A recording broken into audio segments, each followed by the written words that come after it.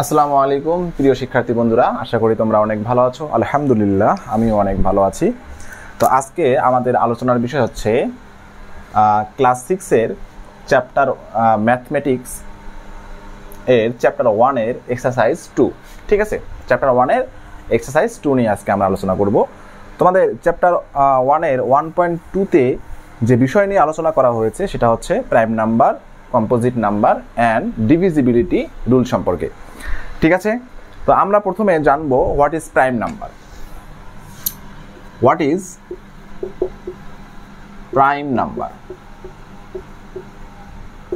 Prime নাম্বারটা আসলে কি? প্রাইম নাম্বারটা হচ্ছে ম্যাথ ইটসেলফ। ঠিক আছে, তাহলে what is prime number? Prime number হচ্ছে আর ন্যাচারাল নাম্বার। এটা ন্যাচারাল নাম্বার 1 2 3 3 থেকে শুরু হবে, গ্রেটার দ্যান 1 মানে 1-এর থেকে বড় যেগুলো আছে সেখান থেকে প্রাইম নাম্বার আসবে। That has no positive factors other than 1। যেমন ধরো আমাদের এক্সাম্পল হিসেবে নেই 7। এই 7-এর ফ্যাক্টরস হচ্ছে 1 and 7। ঠিক আছে, তাহলে এটা প্রাইম নাম্বার। 8, এটার আমাদের ফ্যাক্টর হচ্ছে 1 2 4 and 8। ঠিক আছে, দেখো 1 এবং ওই নাম্বারটা ছাড়াও আরও এর দুইটা ফ্যাক্টরস আছে, পজিটিভ ফ্যাক্টরস। সো 8 কিন্তু প্রাইম নাম্বার না, তাহলে এটা প্রাইম নাম্বার না। বুঝতে পারছো? ওকে, তাহলে আমরা আরো কিছু প্রাইম নাম্বারের যদি এক্সাম্পল দেখি তাহলে আমাদের কনসেপ্টটা ক্লিয়ার হবে। যেমন ধরো 1 থেকে 10 পর্যন্ত, 1 থেকে 10 পর্যন্ত আমাদের কি কি প্রাইম নাম্বার আছে? যেমন 2 3 5 7, তারপর হচ্ছে 8 9 10। হ্যাঁ, এগুলো প্রাইম নাম্বারস না। তাহলে 2 3 5 7, এই 2 3 5 7-এর কোনো 1 এবং ওই তার ইটসেলফ মানে ওই নাম্বারটা ছাড়া আর কোনো ফ্যাক্টরস নেই। সো এরা হচ্ছে আমাদের কি প্রাইম নাম্বার। ঠিক আছে, এরকম আমরা 10 থেকে 20-র মধ্যে দেখতে পারি। যেমন ধরো 11 13 14 15 তো না, 17 and 19। ঠিক আছে, তাহলে 10 থেকে 20-র মধ্যে প্রাইম নাম্বার হচ্ছে এগুলা। তারপর 20 থেকে 30-র মধ্যে আমাদের কি কি প্রাইম নাম্বার আছে দেখো তো। 23, তারপর হচ্ছে 29। ঠিক আছে, 23 29। এবার আসো 30 থেকে 40-র মধ্যে কি কি প্রাইম নাম্বার আছে?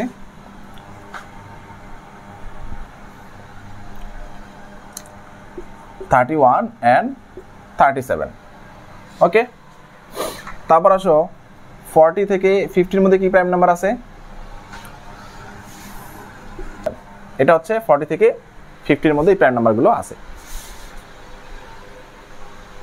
ওকে, এবার দেখো আমাদের 50 থেকে 60-র মধ্যে প্রাইম নাম্বার আছে দুইটা, 53 and 59। 60 থেকে 70 পর্যন্ত আছে 61 67। 70 থেকে 80 পর্যন্ত প্রাইম নাম্বার আছে হচ্ছে 71 73 79। 80 থেকে আছে হচ্ছে 80 থেকে 90-র মধ্যে 83 and 89। আর 90 থেকে 100-এর মধ্যে আছে হচ্ছে শুধুমাত্র একটা প্রাইম নাম্বার, সেটা হচ্ছে 97। ওকে, তাহলে আমরা হিসাব করে দেখলাম যে 1 থেকে 100 এর মধ্যে কতটা প্রাইম নাম্বার আছে। আমাদের প্রথমে যদি আমরা দেখি, হ্যাঁ প্রথম থেকে যদি আমরা দেখি 1 থেকে 10-এর মধ্যে আমাদের 4 ছিল, তারপরে 4 ছিল 2 থেকে 20 থেকে 10 থেকে 20। এভাবে যদি আমরা দেখি একটা নাম্বার যদি সাজাই নেই 44 22 32 23 21। ঠিক আছে, এই নাম্বারটা হচ্ছে এটা মুখস্থ রাখার চেষ্টা করবা, তাহলে তোমাদের প্রাইম নাম্বারগুলো খুঁজে বের করতে সুবিধা হবে। হ্যাঁ, অনেক সময় তোমাদেরকে বলা হবে যে 20 থেকে 50 পর্যন্ত কতটা প্রাইম নাম্বার আছে, তখন তুমি এটাকে এখানে হিসাব করে বের করতে পারবা, তাহলে কোনো নাম্বার মিসিং হলে তুমি খুঁজে বের করতে পারবা। ঠিক আছে, তাহলে 44 22 32 23 21 এটা আসলে কি? এটা হচ্ছে আমাদের, এটা হলো 1 to 10 number of prime number. 1 to 10 number of prime number হচ্ছে 4, তারপরে হচ্ছে 10 to 20, আর এটা হচ্ছে 20 to 30, এটা হচ্ছে 30 থেকে 40, এটা হচ্ছে কি 40 থেকে 50, এটা হচ্ছে 50 থেকে 60, এটা হচ্ছে 60 থেকে 70, এটা হচ্ছে 70 থেকে 80, এটা হচ্ছে 80 থেকে 90, এটা হচ্ছে 90 থেকে 100। ঠিক আছে, নাম্বার অফ প্রাইম কতটা করে আসে। তাহলে এখানে এই নাম্বারগুলোকে যদি আমরা টোটাল অ্যাড করি 4 4 8 10 20 12 15, 17, 19, তারপর হচ্ছে 19 আর 3 কত আসে 22, 24, 25। তো দেখা যাচ্ছে যে আমাদের টোটাল আমাদের 1 to 100 আমাদের প্রাইম নাম্বারস আছে হচ্ছে 25। ঠিক আছে, আচ্ছা ওকে। তাহলে প্রাইম নাম্বার সম্পর্কে আমরা একটা কনসেপ্ট পেয়ে গেলাম। তাহলে প্রাইম নাম্বারস কারা? যাদের 1 এবং ওই নাম্বারটা ছাড়া মানে ইটসেলফ কোনো ফ্যাক্টরস থাকবে না। ঠিক আছে, তাদেরকে প্রাইম নাম্বারস বলা হয়। আচ্ছা, এবার সাথে কম্পোজিট নাম্বার কি? তাহলে প্রাইম নাম্বার ছাড়া যে নাম্বারগুলো আছে যেখানে আমাদের মোর দেন 1 ফ্যাক্টর, 1 এবং ওই নাম্বারটা ছাড়াও আমাদের অ্যানাদার ফ্যাক্টরস থাকবে, সেটাকে বলা হয় কম্পোজিট নাম্বার। যেমন ধরো আমরা যদি দেখি 24 এ আমাদের ফ্যাক্টর কি কি আছে দেখো, 1, 2, 3, 4, 6, 8, 24। ঠিক আছে, দাঁড়াও 1, 2, 3,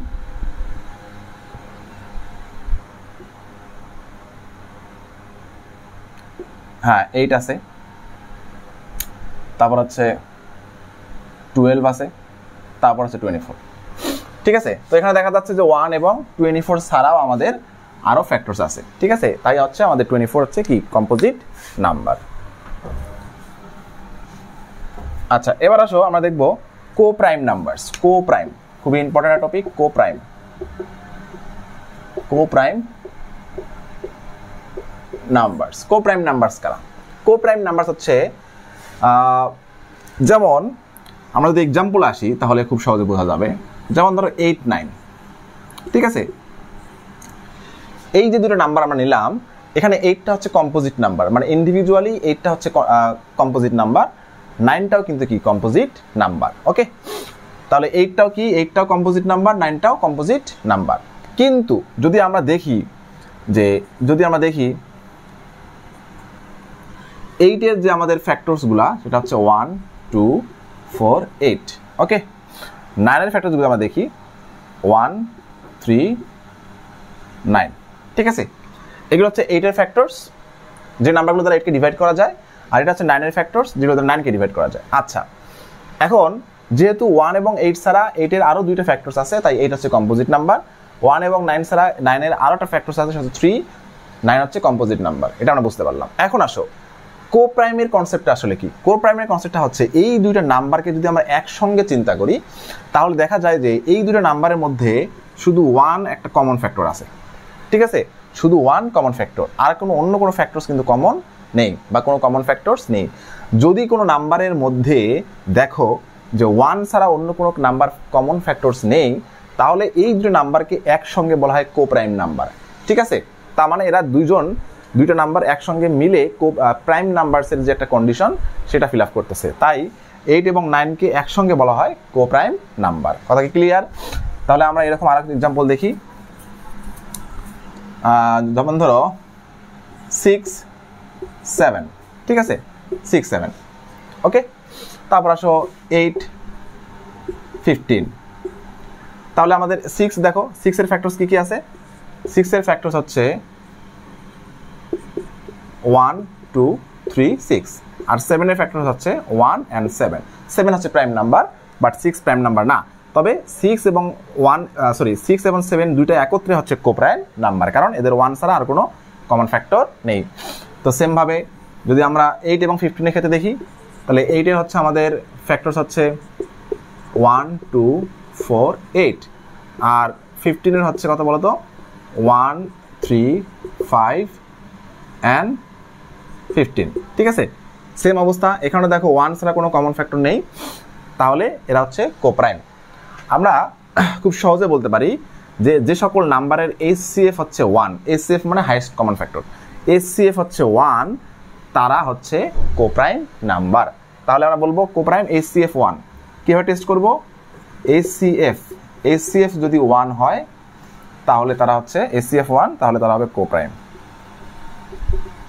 তাহলে HCF 1 হলে তারা হচ্ছে কো প্রাইম নাম্বার। Concept clear? আচ্ছা, তো আমাদের যদি কখনো বলে যে কো প্রাইম নাম্বার ফর্ম করো, ঠিক আছে, 2 পেয়ার্স 4 পেয়ার্স কো প্রাইম নাম্বার ফর্ম করো, তাহলে আমরা কিভাবে ফর্ম করব?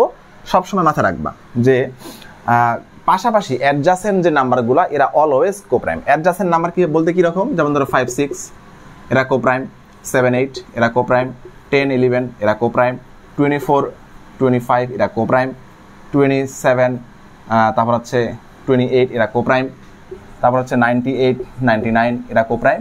মানে এরা অলওয়েজ কী হবে, কোপ্রাইম, মানে অ্যাডজাসেন্ট নাম্বারগুলো অলওয়েজ কোপ্রাইম। ঠিক আছে, এভাবে তোমরা যে কোনো হাজার হাজার কোপ্রাইম নাম্বারসের পেয়ার ফর্ম করতে পারবা। আবার দেখো যারা অ্যাকচুয়ালি যারা ইন্ডিভিজুয়ালি যারা প্রাইম নাম্বার তারা কিন্তু অবশ্যই কোপ্রাইম। যেমন ধরো 7 11, হ্যাঁ এটাও প্রাইম নাম্বার, এটাও প্রাইম নাম্বার। সো এরা যদি একসঙ্গে লিখো তাহলে এরা হচ্ছে অবশ্যই কোপ্রাইম হবে। ওকে, তাহলে আশা করা যায় তোমরা কোপ্রাইমের কনসেপ্টটা বুঝতে পারছো।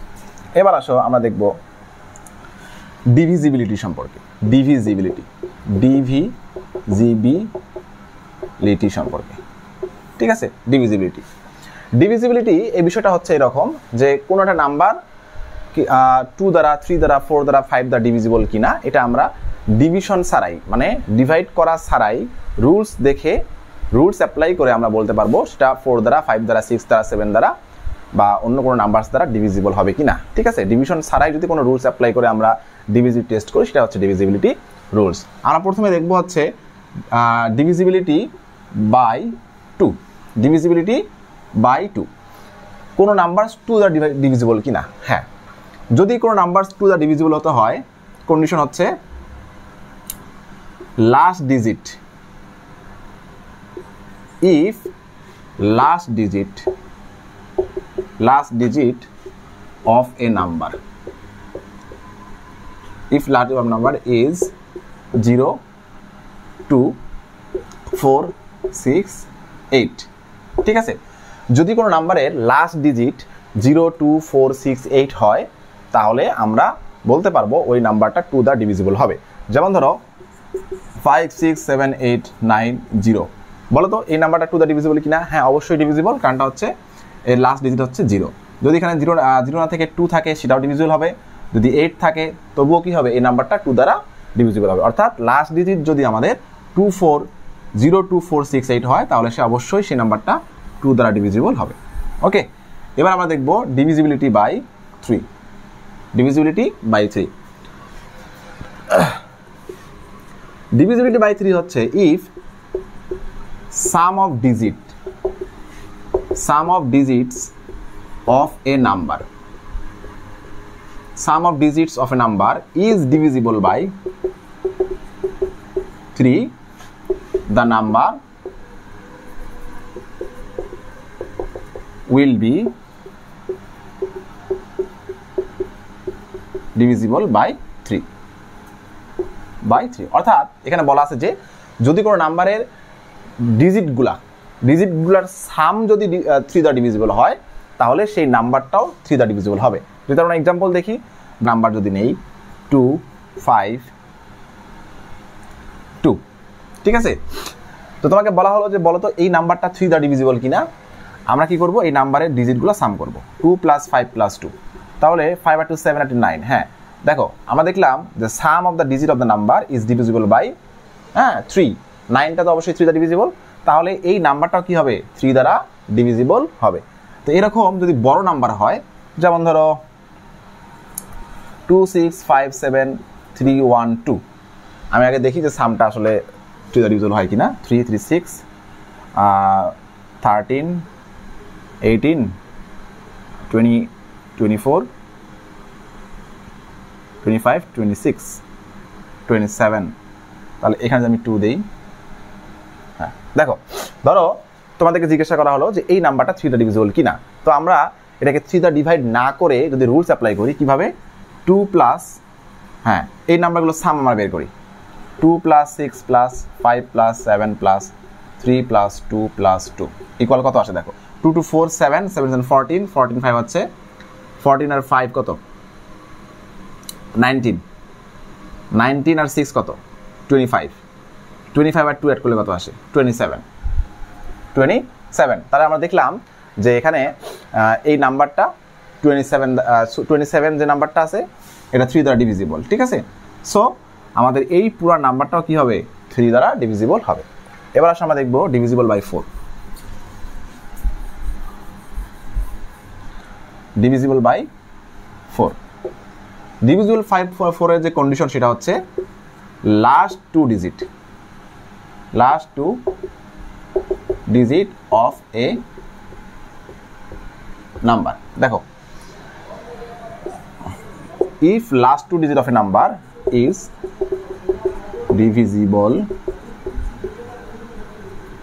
by 4, ঠিক আছে, যদি কোনো নাম্বারের লাস্ট টু ডিজিট যদি 4 দ্বারা ডিভিজিবল হয় তাহলে পুরো নাম্বারটাই 4 দ্বারা ডিভিজিবল হবে। যেমন ধরো 2 3 6 1 7 2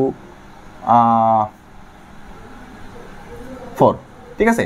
ধরো তোমাকে জিজ্ঞাসা করা হলো যে এই নাম্বারটা 4 দ্বারা ডিভিজিবল কিনা, আমরা লাস্ট টু ডিজিট দেখবো। লাস্ট টু ডিজিট 24, হ্যাঁ 24কে আমরা 4 দ্বারা ডিভাইড করতে পারি, 4 6 আর 24।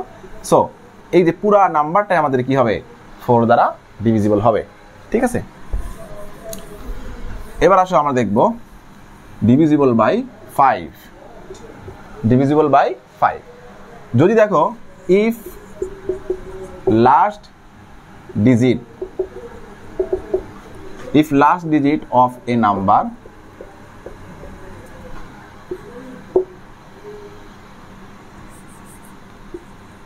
are 0 and 5, ঠিক আছে। দেখো যদি কোনো নাম্বারের লাস্ট ডিজিটটা যদি 0 or 5 অর্থাৎ হয় 0 অথবা 5 যদি হয় তাহলে সেই নাম্বারটা অবশ্যই কি হবে, 5 দ্বারা ডিভিজিবল হবে। যেমন আমরা এক্সাম্পল নেই 5 6 7 8 9 5, এই নাম্বারটা কিন্তু অবশ্যই কি 5 দ্বারা ডিভিজিবল, কারণটা কি লাস্ট ডিজিট 5। দেখো আমরা ডিভাইড করা ছাড়াই কিন্তু বলে দিতে পারতেছি, ঠিক আছে। এটাই হচ্ছে ডিভিজিবল রুলসের অ্যাপ্লিকেশন। আমাদের হতে পারে 6 5 7 8 9 0, এই নাম্বারটাও কিন্তু অবশ্যই কি হবে, 5 দ্বারা ডিভিজিবল হবে, কারণটা হচ্ছে লাস্ট ডিজিট আছে এখানে 0। ওকে, এবার আসলে আমরা দেখব ডিভিজিবল বাই 6। ডিভিজিবল বাই 6, আচ্ছা, if a number is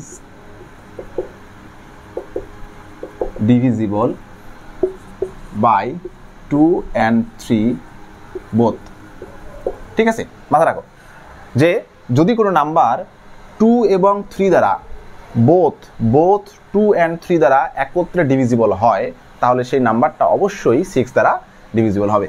তাহলে 6 দ্বারা ডিভিজিবল হওয়ার কন্ডিশনটা আমরা কি দেখলাম, ওই নাম্বারটা অবশ্যই 2 এবং 3 দ্বারা কি হতে হবে, ডিভিজিবল হতে হবে। যেমন ধরো যদি একটা নাম্বার নেই 5 2 2, ঠিক আছে, 5 2 2, তাহলে এই নাম্বারটা বলতো 6 দ্বারা ডিভিজিবল হবে কিনা। তাহলে আমরা এখন দেখব, প্রথমে ডিভিজিবিলিটি টেস্ট করবো হচ্ছে 2 এর, হ্যাঁ লাস্ট ডিজিট হচ্ছে 2, অবশ্যই 2 দ্বারা ডিভিজিবল হবে। এবার আমরা ডিভিজিবিলিটি টেস্ট করবো হচ্ছে 3 এর, আমরা 3 এর ডিভিজিবিলিটি কি পরে আসলাম, sum of the digit will be divisible by 3। তাহলে এটাকে যদি আমরা সাম করি 5 + 2 আমাদের কত আসে, 7 9, হ্যাঁ এই নাম্বারটা 3 দ্বারাও ডিভিজিবল হবে, ঠিক আছে। সো আমাদের 5 2 2 এটা 6 দ্বারা ডিভিজিবল। আমরা এখন 6 দ্বারা এটাকে ডিভাইড করে দেখবো যে আসলে ডিভিজিবল কিনা, ঠিক আছে। 6 নাও, ঠিক আছে। তাহলে 52 এর মধ্যে 6 কতবার যায়,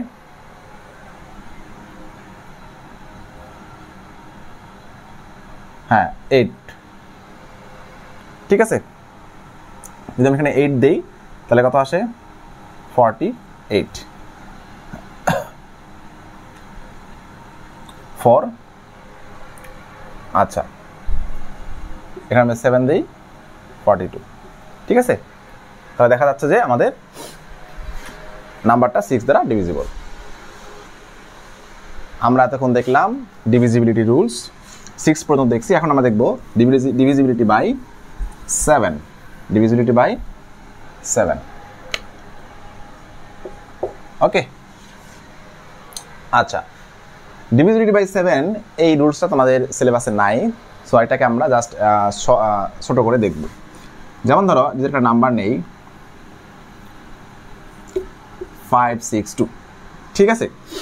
আচ্ছা এই নাম্বারটা 7 দ্বারা ডিভিজিবল কিনা উইথাউট ডিভিশন আমরা কীভাবে এটা বলতে পারি। দেখো আমরা প্রসেসটা একটু জেনে নাও, এটা মুখস্থ করতে হবে না, প্রসেসটা একটু জেনে নাও। দেখো এই যে লাস্ট ডিজিটটা, দেখো এই লাস্ট ডিজিটটাকে আমরা কি করব, ডাবল করব, ঠিক আছে। এটাকে 2 দ্বারা মাল্টিপ্লাই করে কত আসে, 4, ডাবল। এখন ডাবল করার পরে যে নাম্বারটাকে আমরা লাস্ট ডিজিটটাকে ডাবল করলাম, এই ডাবল যে আনসারটা আসলো এই আনসারটা আমরা কি করব, rest of the part of the number, অর্থাৎ যে নাম্বারটাকে আমরা ডাবল করছি এটা বাদে রেস্ট অফ দ্য পার্ট থেকে সেই ডাবলটা আমরা সাবট্রাক্ট করব। তাহলে কত আসে? 52। ঠিক আছে, 52 আসলো। এখন দেখতে হবে যে এই 52টা 7 দ্বারা ডিভিজিবল কিনা।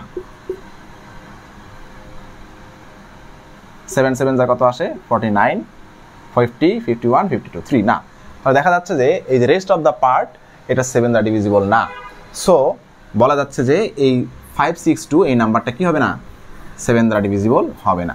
তাহলে 7 দ্বারা ডিভিজিবল একটা নাম্বার যদি আমরা নেই, যেমন ধরো কি নেওয়া যায়? 455। ধরো এই নাম্বারটা আমরা টেস্ট করব এটা 7 দ্বারা ডিভিজিবল কিনা। আমি কি বললাম? লাস্ট ডিজিটটাকে ডাবল করো। ডাবল করলে কত আসে? 10। কত আসলো? 10। এখন এই 10 কি করতে হবে?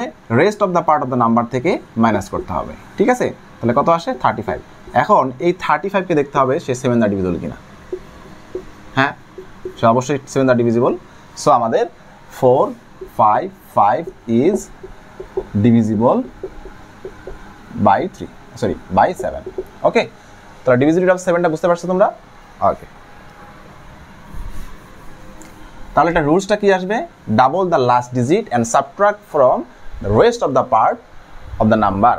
ঠিক আছে, the result, if the result is divisible by 7, the number will be divisible by 7, এটা আমরা বলতে পারি। ঠিক আছে, এখন আমরা দেখবো ডিভিজিবিলিটি রুলস বাই 8।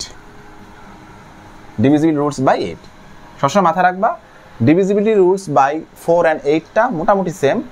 ঠিক আছে, 4 এর ক্ষেত্রে আমাদের এই রুলসটা ছিল হচ্ছে লাস্ট 2 ডিজিট, আর 8 এর ক্ষেত্রে আমাদের সেই রুলসটা হবে last 3 digit. Last 3 digit. If last 3 digit of a number is divisible by 8, the total number will be divisible by 8. ঠিক আছে, আচ্ছা এবার আসো আমরা দেখব ডিভিজিবিলিটি রুলস বাই হচ্ছে 9। ঠিক আছে, ডিভিজিবিলিটি রুলস বাই 9 এটা আবার 3 এর সিমিলার। ঠিক আছে, 3 এর ক্ষেত্রে আমরা কি পড়ে আসলাম? Last sum of the digits of a number is divisible by 3। হ্যাঁ, সেটা 3 দ্বারা ডিভিজিবল হবে। 9 এর ক্ষেত্রে সেম, যদি কোনো একটা নাম্বারের ডিজিটের সামগুলো 9 দ্বারা ডিভিজিবল হয়, ঠিক আছে, সেটা কি হবে? 9 দ্বারা ডিভিজিবল হবে। তাহলে আমাদের রুলসটা কি হবে? If some of digits of a number, হ্যাঁ, is divisible by 9, the number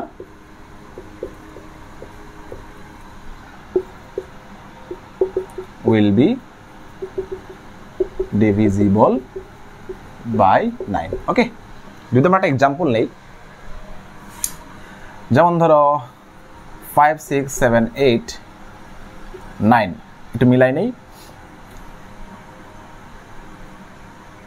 17 আর 7 হচ্ছে 24, 24 আর 6 হচ্ছে 30, 35 তো ডিভিজিবল না। তাহলে আমরা এখানে যে 5 এর জায়গায় 6 দেই, হ্যাঁ, ওকে, তাহলে আমরা দেখবো যে এই নাম্বারটা 9 দ্বারা ডিভিজিবল কিনা।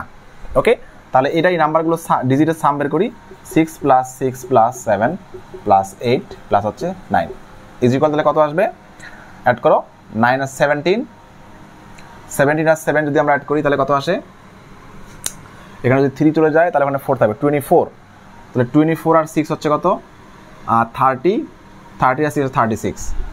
হ্যাঁ, 36 হচ্ছে আমাদের 9 দ্বারা ডিভিজিবল। হ্যাঁ, এটা 4 বার যায়। ঠিক আছে, যেহেতু আমাদের এই সামটা 9 দ্বারা ডিভিজিবল হলো, তাহলে আমাদের এই পুরা নাম্বারটা কি হবে? না, এই 9 দ্বারা ডিভিজিবল হবে। ঠিক আছে, আচ্ছা এবার আমরা দেখব ডিভিজিবিলিটি রুলস বাই 10। 10টা খুবই ইজি। ঠিক আছে, 10 এর ক্ষেত্রে যদি আমরা দেখি কোনো নাম্বারের লাস্ট ডিজিট যদি অনলি 0, ঠিক আছে, যদি কোনো নাম্বারের লাস্ট ডিজিটটা অনলি 0 হয়, তাহলে সেক্ষেত্রে সেই নাম্বারটা 10 দ্বারা ডিভিজিবল হবে। ঠিক আছে, তো এই ছিল হচ্ছে আমাদের 1.2 এর পার্ট 1 এপিসোড। আমরা পার্ট 2তে তোমাদের বইয়ের যে 1.2 তে যে ম্যাথগুলো আছে আমরা ডিরেক্ট ওই ম্যাথগুলো সলভ করার চেষ্টা করব ইনশাআল্লাহ।